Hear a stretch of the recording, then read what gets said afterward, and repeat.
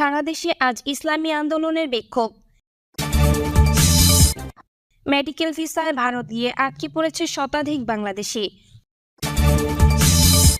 মধ্যরাতের দাবিতে বিক্ষোভ। কোটা নিয়ে এত কিসের আন্দোলন, প্রধান বিচারপতি। এতক্ষণ শুনছিলেন শিরোনাম, এবারে বিস্তারিত। আসসালামু আলাইকুম, বিসমিল্লাহির রহমানির রহিম। ভারতের সাথে দেশবিরোধী সকল চুক্তি বাতিল, চিহ্নিত দুর্নীতিবাজদের গ্রেফতার ও বিচারের দাবিতে শুক্রবার 5 জুলাই সারা দেশের জেলা ও মহানগরে বিক্ষোভ মিছিল কর্মসূচি পালন করবে ইসলামী আন্দোলন বাংলাদেশ। সম্প্রতি প্রধানমন্ত্রী শেখ হাসিনার ভারত সফরে যেসব চুক্তি হয়েছে তাতে দেশের স্বার্থ নেই দাবি করে গত 27 জুন রাজধানীর ডিপ্লোমা ইঞ্জিনিয়ার্সে অনুষ্ঠিত দলের থানা প্রতিনিধি সম্মেলনে এ কর্মসূচি ঘোষণা করেন ইসলামী আন্দোলনের আমির মুফতি সৈয়দ মোহাম্মদ রেজাউল করিম পীর সাহেব চরমোনাই। বৃহস্পতিবার 4 জুলাই এক বিবৃতিতে শুক্রবার 5 জুলাই সারা দেশে শান্তিপূর্ণ বিক্ষোভ কর্মসূচি সফল করার জন্য জেলা ও মহানগর শাখা নেতৃবৃন্দদের প্রতি আহ্বান জানিয়েছেন ইসলামী আন্দোলন বাংলাদেশের মহাসচিব প্রিন্সিপাল হাফেজ মাওলানা ইউনুস আহমেদ। ভারতের সাথে দেশবিরোধী সকল চুক্তি বাতিল এবং চিহ্নিত দুর্নীতিবাজদের গ্রেফতার ও বিচারের দাবিতে ইসলামী আন্দোলন ঘোষিত কর্মসূচির অংশ হিসেবে শুক্রবার জুমা রাজধানীর বাইতুল মোকাররম মসজিদের উত্তর গেটে সংগঠনের ঢাকা জেলা দক্ষিণের উদ্যোগে বিক্ষোভ মিছিল অনুষ্ঠিত হবে। কর্মসূচিতে প্রধান অতিথি থাকবে দলের মহাসচিব বা প্রিন্সিপাল হাফেজ মাওলানা ইউনুস আহমদ। বিশেষ অতিথি থাকবেন দলের সহকারী সভাপতি ও ঢাকা মহানগর দক্ষিণ সভাপতি মাওলানা মুহাম্মদ ইমতিয়াজ আলম, কেন্দ্রীয় প্রচার ও দাওয়া বিষয়ক সম্পাদক মাওলানা আহমদ আব্দুল কাইয়ুম। সভাপতিত্ব করবেন ঢাকা জেলার দক্ষিণ সভাপতি হাফেজ মোহাম্মদ জয়নুল আবেদিন। বক্তব্য রাখবেন কেন্দ্রীয় ও জেলা নেতৃবৃন্দ। কোটা নিয়ে এত কিসের আন্দোলন, প্রধান বিচারপতি। মুক্তিযোদ্ধা কোটা বাতিলের দাবিতে ছাত্রদের চলমান আন্দোলন নিয়ে প্রশ্ন তুলেছেন প্রধান বিচারপতি ওবায়দুল হাসান। তিনি আন্দোলনকারীদের উদ্দেশ্যে বলেছেন, কোটা নিয়ে এত কিসের আন্দোলন? রাজপথের আন্দোলন দেখে সুপ্রিম কোর্ট হাইকোর্ট রায় পরিবর্তন করে না। বৃহস্পতিবার 4 জুলাই প্রধান বিচারপতি ওবায়দুল হাসানের নেতৃত্বাধীন আপিল বেঞ্চ রাষ্ট্রপক্ষকে লিভ টু আপিল নিয়মিত আবেদন করতে বলে আপিল বিভাগ রিট আবেদনকারী পক্ষের সময়ের আর্জির পরিপ্রেক্ষিতে আপিল বিভাগ নট টুডে, আজ নয় বলে আদেশ দিয়েছেন। এই সময় অ্যাটর্নি জেনারেল কোটা আন্দোলনের কথা উল্লেখ করে এই মামলার স্থিতি অবস্থা চান। জবাবে প্রধান বিচারপতি ওবায়দুল হাসান বলেন, এত কিসের আন্দোলন? সুপ্রিম কোর্ট হাইকোর্ট কি আন্দোলন দেখে বিচার করবে? এই সময় আবারও এই মামলা শেষ চাইলেও আজ মামলাটির শুনানি হবে না বলে জানিয়ে দেয় আপিল বিভাগ। এর আগে 2018 সাল পর্যন্ত বাংলাদেশি সরকারি চাকরিতে 56% কোটা ছিল। এর মধ্যে 30% মুক্তিযোদ্ধা কোটা, 10% নারী এবং অনগ্রসর জেলার বাসিন্দাদের জন্য 10%, ক্ষুদ্র জনগোষ্ঠীর মানুষের জন্য 5% আর প্রতিবন্ধী ব্যক্তিদের জন্য 1% আসন সংরক্ষিত ছিল। ওই বছর ঢাকা বিশ্ববিদ্যালয় সহ দেশের বিভিন্ন শিক্ষা প্রতিষ্ঠানে কোটা সংস্কারের দাবিতে বড় বিক্ষোভ হয়। কোটা ব্যবস্থা সংস্কার করে 65% থেকে 10% নামিয়ে আনার দাবি জানান তখনকার আন্দোলনকারী শিক্ষার্থীরা। পরে সরকারি চাকরিতে প্রথম ও দ্বিতীয় শ্রেণীতে কোটা বাতিল করে পরিপত্র জারি করে জনপ্রশাসন মন্ত্রণালয়। 2021 সালে সেই পরিপত্রের মুক্তিযোদ্ধা কোটা বাতিলের অংশটিকে চ্যালেঞ্জ করে কয়েকজন মুক্তিযোদ্ধার সন্তান উচ্চ আদালতে একটি রিট আবেদন করেন।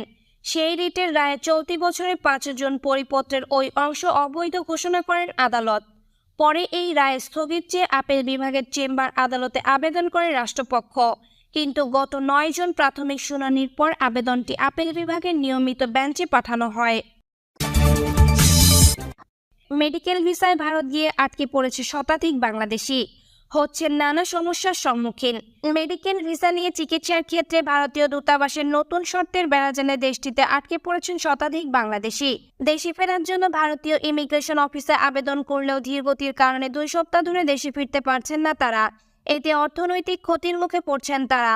ভুক্তভোগীদের মধ্যে একজন সাইদুন্নের সালিন, জটিল রোগে আক্রান্ত তার বাবা মোহাম্মদ শাহ আলম। স্বজনদের পরামর্শে উন্নত চিকিৎসার জন্য মেডিকেল ভিসায় গত মাসে বাবাকে নিয়ে ভারত যান শালীন। যাওয়ার আগে দূতাবাসের শর্ত অনুযায়ী কলকাতার একটি হাসপাতালের প্রত্যয়নপত্র দেখান, কিন্তু ভারতে ঢুকে জানতে পারেন হায়দ্রাবাদে আরও উন্নত চিকিৎসার প্রয়োজন। পরে কলকাতা বাদ দিয়ে তার বাবাকে নিয়ে হায়দ্রাবাদে চলে যান। সেখানে তার বাবাকে প্রাথমিক চিকিৎসা দিয়ে অপারেশনের পরামর্শ দেন চিকিৎসক, কিন্তু বাবার শারীরিক অবস্থার অবনতি ও চিকিৎসার জন্য বড় অঙ্কের অর্থ প্রয়োজন হওয়ায় ফিরে আসার সিদ্ধান্ত নেন তিনি। শালীন বলেন, গত 21 জন ফেরার সময় ভারতের পেট্রোপল ইমিগ্রেশন চিকিৎসার কাগজপত্র দেখে প্রশ্ন করে কলকাতায় না দেখিয়ে কেন হায়দ্রাবাদে ডাক্তার দেখিয়েছি। এক পর্যায়ে আমাদের দেশে ফেরার উপর সাময়িক নিষেধাজ্ঞা দেন ও ভুল স্বীকার করে অনলাইনে ইমিগ্রেশন আবেদন করতে বলেন কর্মকর্তারা। বাধ্য হয়ে একটি আবাসিক হোটেলে উঠি এবং অনলাইনে আবেদন করি, কিন্তু আবেদনের 2 সপ্তাহ পেরিয়ে গেলেও ইমিগ্রেশন থেকে অনুমোদন না পাওয়ায় দেশে ফিরতে পারছি না। আমাদের হোটেলেই থাকতে হচ্ছে, এতে আমাদের কষ্ট হচ্ছে। কবে ফিরতে পারবো তাও জানি না। শালীন ও তার বাবার মতো আরো অনেকেই মেডিকেল ভিসায় ভারতে গিয়ে দেশে ফেরার পথে এই সমস্যায় পড়েছেন। ভারতীয় দূতাবাসের খামখেয়ালিপনার কারণে এই ভোগান্তি পোহাতে হচ্ছে বলে জানান ভুক্তভোগীরা। জানা যায়, উন্নত চিকিৎসা সেবা, উচ্চশিক্ষা, ব্যবসা, খোঁজখবর ও দর্শনীয় স্থান ঘুরতে প্রতি বছর বেনাপোল পেট্রোপল বন্দর ব্যবহার করে 20 থেকে 22 লাখ পাসপোর্টধারী। 2022 থেকে 2023 অর্থ বছরের 11 মাসে বেনাপোল বন্দর ব্যবহার করেছে 21,85,407 জন। আর গত বছরের 11 মাসে এই বন্দর দিয়ে যাতায়াতকারীর সংখ্যা ছিল 19,98,447 জন। অর্থাৎ এক বছরের যাত্রীর সংখ্যা বেড়েছে 13,040 জন। সূত্রমতে এই খাত থেকে ভিসা ফি বাবদ বেনাপোল ইমিগ্রেশন ব্যবহারকারীদের কাছ থেকে বছরে 120 কোটি টাকার বেশি আয় করে থাকে ভারতীয় দূতাবাস। এছাড়া প্রয়োজনীয় কাজ মেটাতে বছরে প্রায় 6,000 কোটি টাকা বেনাপোল বন্দর দিয়ে ভারতে নিয়ে খরচ করছে দেশের নাগরিকরা। পাসপোর্টধারী অনেক যাত্রীর অভিযোগ, কাগজপত্র ঠিক থাকলেও মায়ের ভিসা দিলেও সঙ্গে থাকা বাচ্চার ভিসা অনেক সময় পাওয়া যায় না, পরের বার আবেদনের জন্য রাখা হয়। এছাড়া চিকিৎসার ক্ষেত্রে 6 মাসের ভিসা দিলেও অনেক সময় একবার ভ্রমণের সুযোগ মিলেছে, এতে চিকিৎসা কার্যক্রম সম্পূর্ণ হচ্ছে না। পরে আবার ভিসা করাতে বা দীর্ঘ সময় ভারতে থেকে চিকিৎসা শেষ করতে অর্থনৈতিক ক্ষতির মুখে পড়তে হচ্ছে। এছাড়া 6 মাসের মাল্টিপল ট্যুরিস্ট ভিসায় মাসে 2 বারের বেশি পেট্রোপল ইমিগ্রেশন দিয়ে ভ্রমণ করা যায় না। আবার অনেক সময় দেখা যায় বিজনেস ভিসায় বারবার গেলেও বিভিন্ন জবাব দিতে হয়। অথচ ভারতীয় পাসপোর্টধারীরা এই ধরনের কোনো শর্ত ছাড়াই অনায়াসে ব্যবসা, চাকরি বা স্বজনদের সঙ্গে সময় কাটাতে বাংলাদেশে আসেন। উজ্জ্বল বিশ্বাস নামে এক ট্রাভেল ব্যবসায়ী বলেন, ভারতের যাত্রী যাতায়াত বাড়লেও তারা সেবার মান বাড়ায়নি। পেট্রোপল ইমিগ্রেশন ছাড়তে 3 ঘন্টার বেশি সময় লাইনে দাঁড়িয়ে থাকতে হয়। সেবার মান বাড়াতে বিভিন্ন বাণিজ্যিক বৈঠকে অনেক অনুরোধ করলেও এখন পর্যন্ত তারা কথা রাখেনি। বেনাপোল স্থলবন্দরের পরিচালক রেজাউল করিম বলেন, দ্রুত বেনাপোল বন্দর পার হওয়া গেলেও পেট্রোপল বন্দরে যাত্রীদের ভোগান্তি হয়। সেবার মান বাড়ানোর ব্যাপারে বিভিন্ন সময় আলোচনা সভায় আশ্বস্ত করলেও তারা সেটা মানছে না।